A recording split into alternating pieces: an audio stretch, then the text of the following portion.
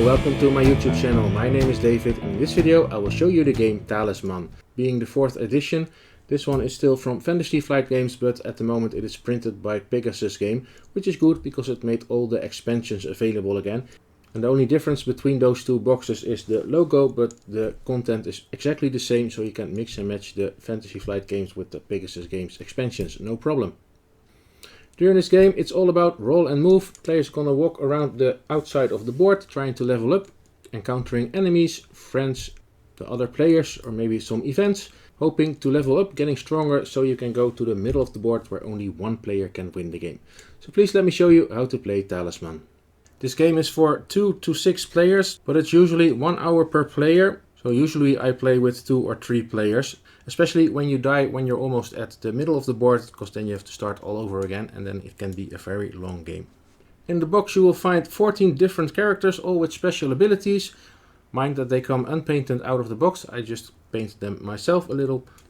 But all players will of course get 1 character with the matching character card. So there's 14 to choose from, or you get 1 random. And this card will give you all the details you need. At the end of this video I will show you all the character cards so you can watch all the special abilities of them. But for now, here's your starting strength and your starting craft. And you can get additional strength and craft during the game, and therefore you will use these cones. The little ones are worth 1 point and there are also big ones worth 5 points. Also you will get a number of lives to start with. In this case I will get 5 lives, so I will take the big green cone. For your starting strength and craft you don't use the cones. This is what you have at least. Anything you get plus you will use the cones for. All players will start with 1 gold. Gold you can spend to buy items. And also here says the number of fate tokens you will get. They are double-sided, but that doesn't matter for this base game, you just use them as 1 coin. 1 coin will give you 1 reroll when it's your turn to roll one of the dice. But when you decide to reroll the die you have to discard this token. And you can only reroll once. And after that you have to take the new result. Then the card tells you where on the board to start. All fields on the board are a location and have a name. This warrior will start in the tavern, which is all the way over there. So for now I'll just put him over here. And finally there is an alignment on your card. Characters can be good, neutral or evil, and that can change during the game. So if you change from alignment, maybe I get evil, I can take this card as a reminder to me and all the other players that this character is evil at the moment, or you can switch it to the good or neutral side, however you decide to call it.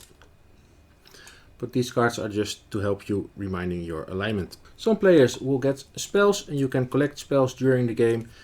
It's a deck of random spells. Some will help yourself, some will bother your opponents, but it's always nice if you have them. And the more craft you collect, the more spell cards you are able to hold. These are one-time spells. After you cast them, you'll have to put them on the discard pile. So when it's your turn, you simply roll a die. And the number you roll is the number of steps you must take. You cannot take less or more, you have to take the exact number.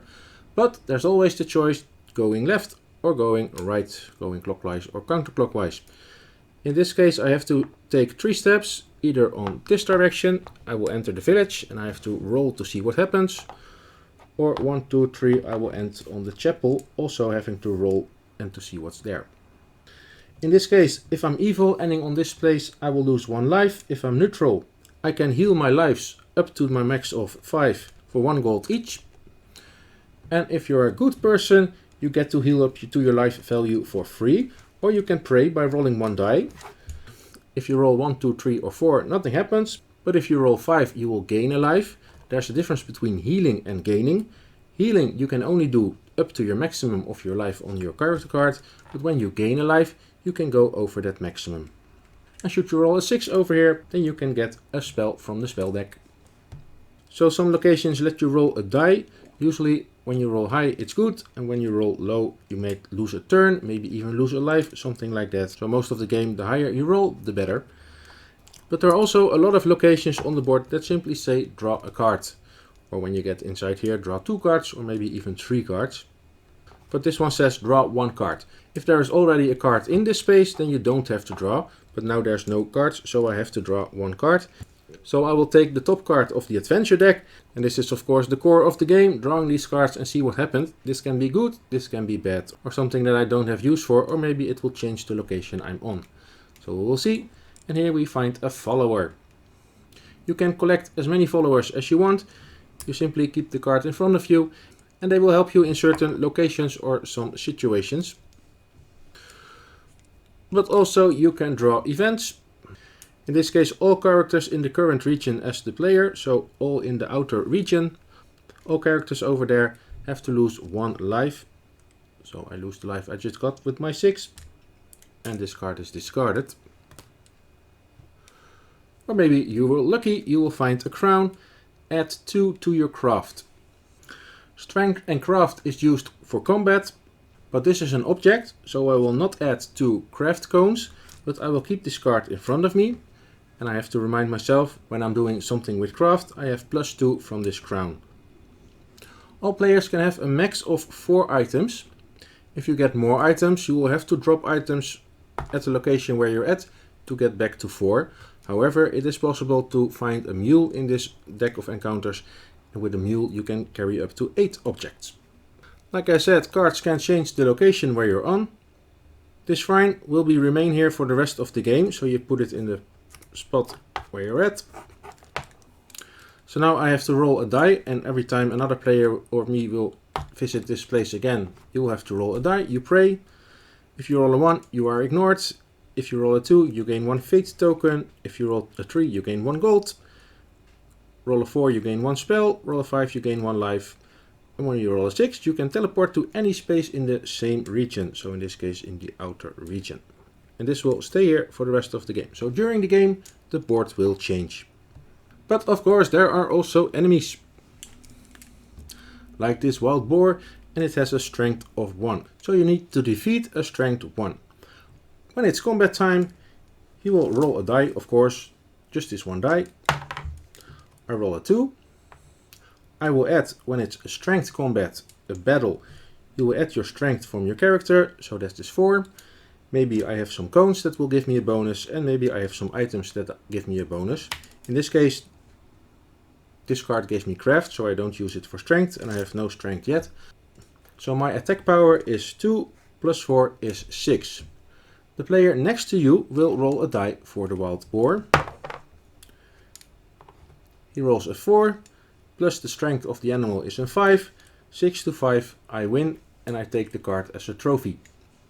If the battle is undecided, the card will remain here, and another player can fight it on its next turn. Or when you are defeated, also the enemy will remain here, and the player who was fighting it will lose 1 life, so you have to remove 1 of your cones. And maybe I lost because I rolled a number 1. In that case, I might spend this fate token to roll again, and hopefully I roll high enough to beat the enemy at last. You can only use the fate token to reroll your own die, not of course the die of your enemy. Or maybe you have some spells to help you. And of course there are stronger enemies. Also there are enemies that go on craft. In this case you first have to roll a die to see where on the board it will appear. But the same goes with strength. You throw a die, in this case 3. I add my craft, that is 2. And I have this item that gives me 2 craft, so I have 7 craft total. This ghost has craft 4. My fellow player will roll the die. Oh, and he throws a 6. So I don't beat craft 10. So this enemy will now remain here, and I will lose 1 life. But every time you win a battle from an enemy, you will keep the card as a trophy. And with some bad luck, you might get a dragon with strength 7.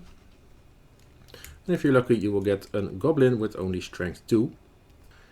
If at the end of the turn you can make 7 points total of either strength or craft from the enemies you have defeated, you can turn them in. So in this case I have beat this dragon with strength 7.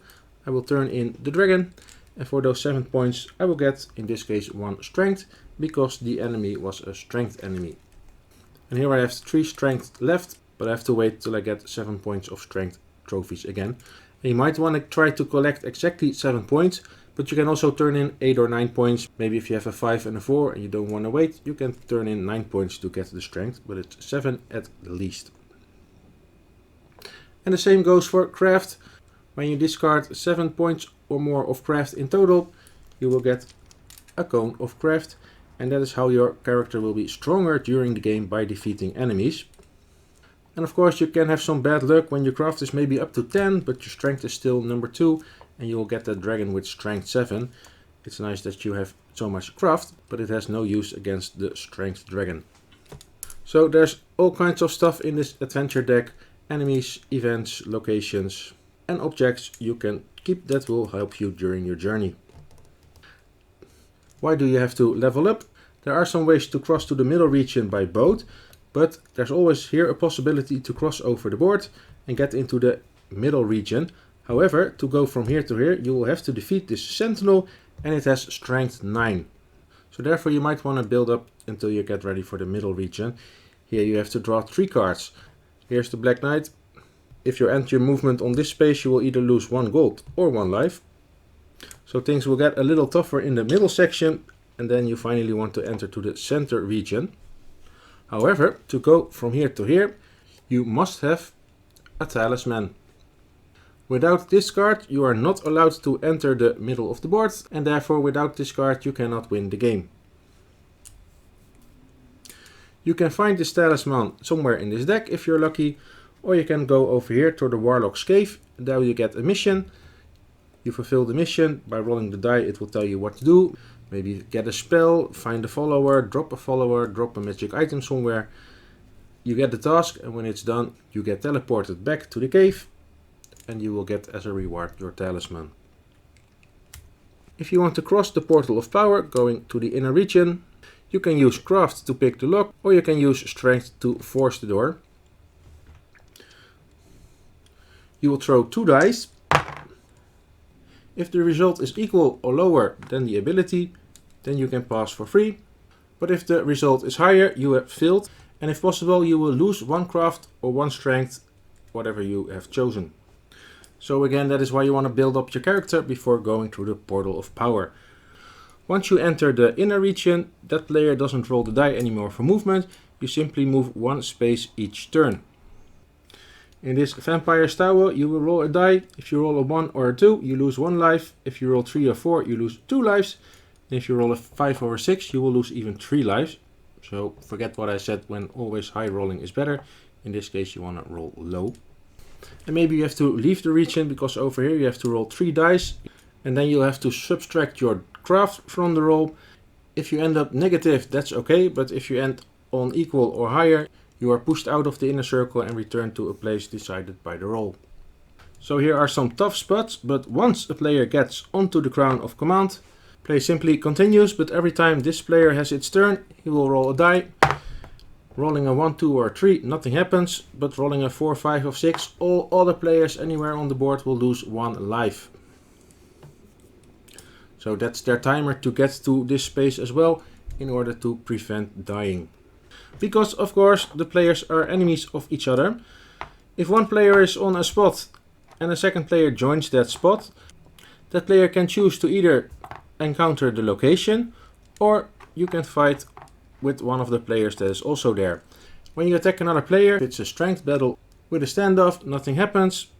But if a player wins the battle, either the attacker or the defender, the winning player gets to get either 1 gold from that player, or may force him to lose 1 life, or may take 1 object from that player.